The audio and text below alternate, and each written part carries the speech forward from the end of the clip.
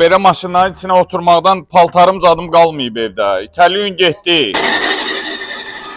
Sahada bu padyomnikə yağ var, yağ.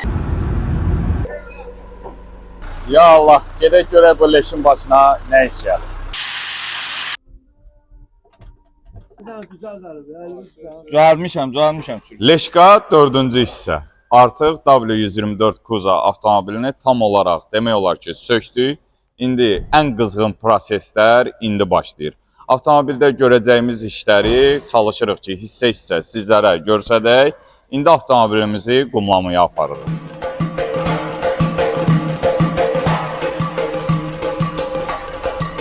Ya Allah, gedək görək bu leşin başına nə iş gəlir.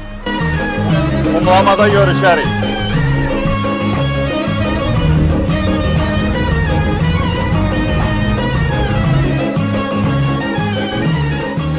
Artıq biz gəldik, qumlama prosesi başlayır.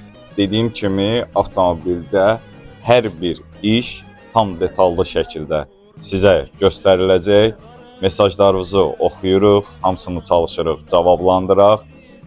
Azərbaycandan, dünyanın bir çox ölkələrindən artıq mənə mesajlar gəlir.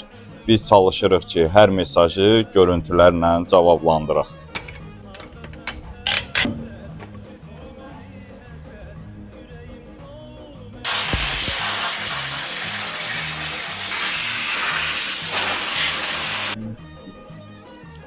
Artıq alt hissənin tam olaraq qumlaması bitdi.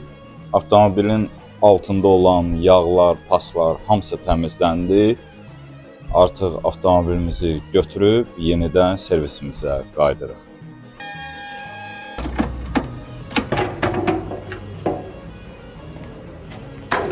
Sarvat olub, bu sarvat olub. Şifer şurupu, şifer. Kırılaya alır bu. Lantı.